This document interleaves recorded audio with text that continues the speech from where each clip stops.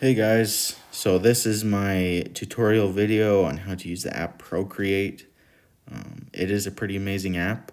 It was 15 bucks, which I thought was pretty cheap, and you get lifetime access, and the app updates itself. It's an amazing app. There's just like so much stuff that you can do with it. I just thought it was very cool. You're gonna need some stuff to use the app.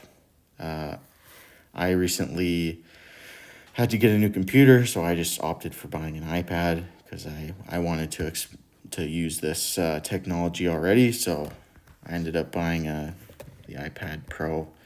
It is pretty expensive, but is quite an amazing little machine. But yeah, then you're gonna need to buy the Apple Pencil as well. I think it's 170 bucks. It will be a major tool for you when you're using the Procreate app. It's much better than using your finger by far. So let's dive into Procreate here. So first thing you're going to want to do when you're wanting to start a piece of art in here is you're going to want to pick a canvas size. You can customize your canvas.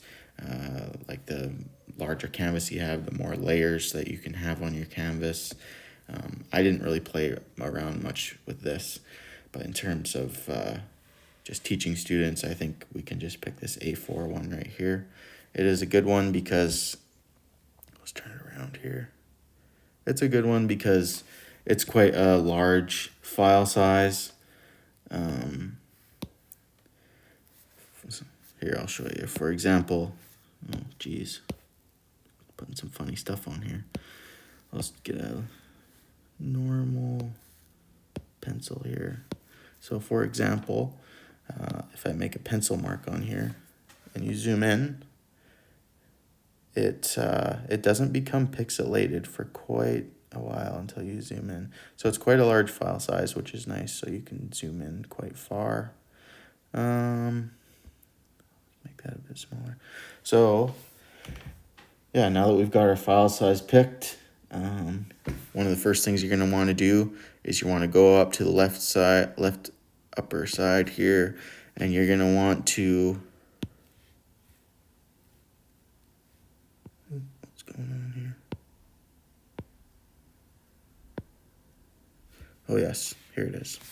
So you're going to want to go to gesture controls, and you're going to want to disable this thing right here. Disable touch actions. This is very important. So you go back, and the reason why this is important is because when you're using the Apple Pencil, you're going to want to rest your hand on the screen. And turning that off allows the Apple Pencil to be the only thing that will work in making marks on this piece of paper here. Because when you rest your hand, if you hadn't turned that off before, your hand would make funny little marks on there, and it's just really annoying. So that's the first thing you're going to want to do. And yeah, and you can also adjust your like sensitivity of your pencil here. A lot of people like to adjust this because it's kind of funny when you begin with. It kind of feels artificial, and you can make it kind of more suited to your preferences. So anyway, so some useful tools on here, or some of the ones that you're going to use the most, are on the left here. So I'm just going to change my brush so that we can see this a little bit better. I'll use a wet acrylic. So on the left here, the top one is your brush size, which is nice because you'll probably have to change that a lot. And on the bottom here is the opacity, so you can turn it down and it will go lighter or darker. And then on the bottom here are like your undo and redo buttons, which are also really handy as well because you make lots of mistakes when you're drawing. And then this little middle tool on the left here, I'm just going to put some color down so that I can demonstrate how this works. Gotta turn that up. So I'll put a couple of colors down so I can show how this works real quick. Right. Okay, I'll go back to this color. So this tool is called the eyedropper. And when you press it, you notice this little bubble will pop up. And you can take it and you can hover over top of a color. And when you let go, it will change the color to whatever it's hovering over. So this is really useful when you're trying to like color match a color really quickly and to use it on your palette, which is super, super handy. Awesome tool. And it's amazing because like this would take a long time if you were painting. You'd have to take the time to color match, you know, mix the paint, and you'd also have the knowledge. You'd have to have the knowledge and skill to do this. So moving on here. Let's talk a little bit about the wrench or the actions menu. There's a few things that you can do on here that I found useful. You can insert photos, you can insert a file, you can insert text, which is nice, and you can even import your own texts. Yeah, and you can edit your canvas size, which is nice. And you can flip your canvas horizontally or vertically when you just click this instead of having to do it with your fingers. Yeah, and this is where you can also export your piece of work here in all different kinds of files. And you can also make a video of you creating a work and you can export it, which is nice. Let's move on. So what I'm going to talk about next is probably the thing that you're going to use the most for sure. So this is on the top right, and this is your brush library, which is this one here, and your smudging tool, and you can click what brush you want to use. This is for when you are wanting to, you know, smudge something or blend colors together. It doesn't apply color, it just kind of moves material around. And then your eraser, of course, and your layers. So you can apply different layers on here. So for example, if you click on here, if you click on this little N thing, there's lots of different effects that you can use. So for example, let me lay down a color here. I'll lay down a color a little bit. Maybe I'll put down a different texture as well.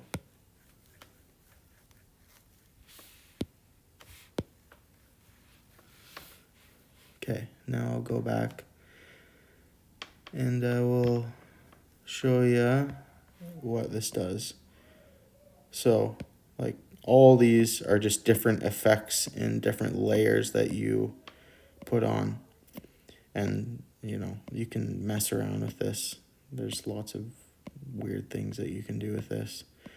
It just takes a lot of messing around. Yeah, like, look at that one. That's kind of cool looking. Yeah, so there's that. So let me go back to the brush library. This is really important. So like right now I think I'm using the wet acrylic brush. So when you click on this, it's kind of like a drawing pad, and it just kind of shows you what it looks like before you actually put a mark on there, which is nice.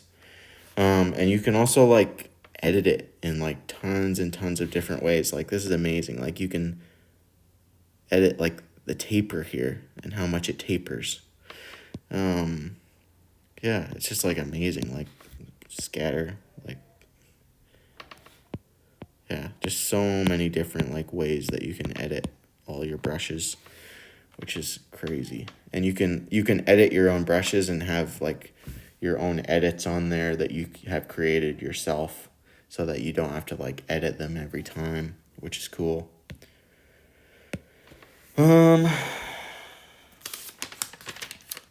Yeah, and then this other thing up here, top right, this is like your palette.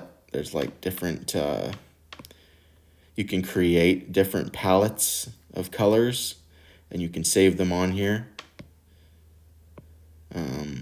for when you want to, leave a work of art and come back and have the same colors available to you when you start again, which is nice. And there's lots of different editing that you can use for your colors. Yeah,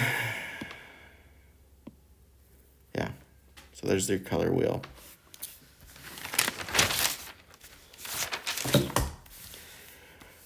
Here's an interesting thing that I found very useful. I'll show you. I'll go to the ink. Let's go like a gel pen. And then I'll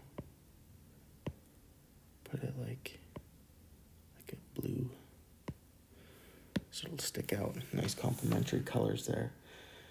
So this was a tool that I found super useful. So for example, when you draw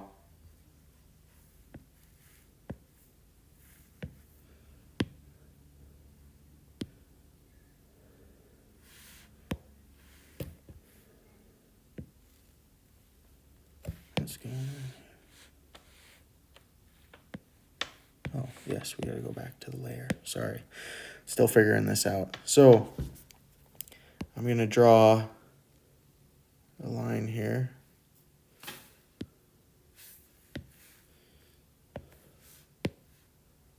I'll draw a line, and then you hold your pencil there for a second, and it instantly turns into a straight line, which is really cool. And I'll show you another one. So this is called an ellipse, actually. So like, make a circle here, hold it, and it turns into a perfect ellipse. So like this would be like if you were like drawing like a cup.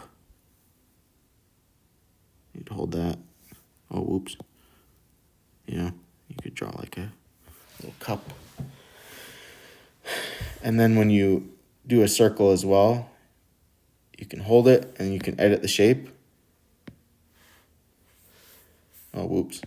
You must have to draw like an actual circle, because that was an ellipse still. So I'm going to try to draw a perfect circle.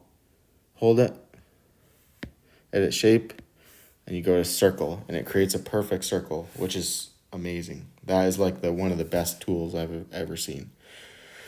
It just saves so much time. Otherwise, you'd have to use a ruler, or you'd have to, eyeball these things, and sometimes it just takes a long time to make stuff like that. So, anyway,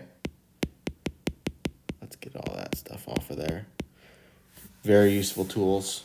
I like it. Yeah, and then another useful tool that I thought was really interesting as well was this right here. You click on this little thing, and this is called masking or clipping. So like, click on freehand here, and then you draw a line across your piece of art or wherever you want to draw your line, and then click out of here. Oops. Sorry, I gotta do that again. So you draw your line,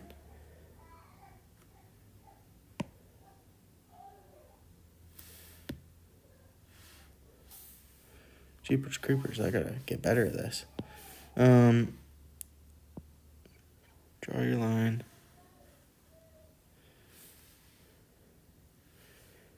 And then when you click on your pen, back to your pencils, it actually makes it so that you can only make marks on the unhighlighted area here. So I'll show you.